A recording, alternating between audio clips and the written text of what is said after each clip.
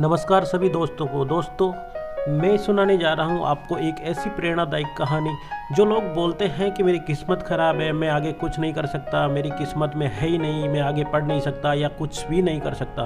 दोस्तों, इस पे आधारित कहानी है प्राचीन काल की। प्राचीन काल के अंदर गुरुकुल हुआ करते थे। गुरुकुल के अंदर ही शिक्षा जगत और शिक्षा का विस्तार हुआ करता, वहीं शिक्षा पढ़ाई जाती थी। तो बच्चे वहाँ पढ़ने के लिए जाते थे।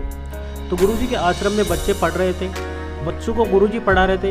तभी एक बच्चा बीच में खड़ा होकर बोला कि गुरुजी मुझे ये बात समझ में नहीं आई। तो गुरुजी ने उसको दोबारा समझाया। तो दोबारा समझाने के बाद में भी वो लड़का बोला कि गुरुजी मुझे अब भी समझ में नहीं आया।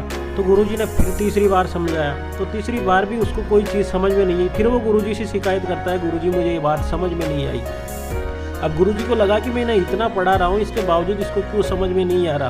तो गुरुजी काफ़ी परेशान हो गए। गुरुजी ने उसको अपने पास बुलाया और बोला कि तेरे हाथ आगे करो। अब उसने जैसे ही हाथ दिखाए तो गुरुजी ने हाथ देखते हुए बोला कि आप अपना टाइम खराब मत करो, आप घर जाओ, क्योंकि आपके हाथों के अंदर जो शिक्षा की रेखा है वो बिल्कुल है ही नहीं, तो आप शिक्षा नहीं पा सकते, आप अपना टाइम खराब कर रहे हो। और दूसरे लड़के को खड़ा किया और उसका हाथ दिखाते हुए बोला कि इसके हाथ में शिक्षा की रेखा है, ये शिक्षा ले सकता है। तो जैसे ही गुरुजी ने बोला तो उस शिष्य ने, आश्रम के अंदर तो रहते ही थे, उसके हाथ में एक छोटा सा चक्कू था, तो उसने एक अपने हाथ पे एक कट लगाया और फिर लहूलुहान हाथ को गुरुजी को दिखाते हुए बोला, गुरुजी अब ये रेखा मैंने बना ली है, क्या अब भी मैं शिक्षा नहीं पा सकता। तो गुरुजी ने बोला कि अब आप शिक्षा अच्छी तरह पा सकते हो, क्योंकि आप में एक दृढ़ निश्चय और एक ललक ऐसी जग गई कि आप कुछ भी कर सकते हो। और उसके बाद में उसने मन लगा के पढ़ाई की और उसके अंदर जो भी शिक्षा जगत था या गुरुकुल था उसके अंदर अव्वल आया। और कहते हैं कि वो लड़का आगे जाके महर्षि पाणिनि के नाम से जाना गया, जिन्होंने इस संसार के अंदर व्याकरण, संस्कृत के व्याकरण की रचना की, जो आज हम पढ़ते आ रहे हैं।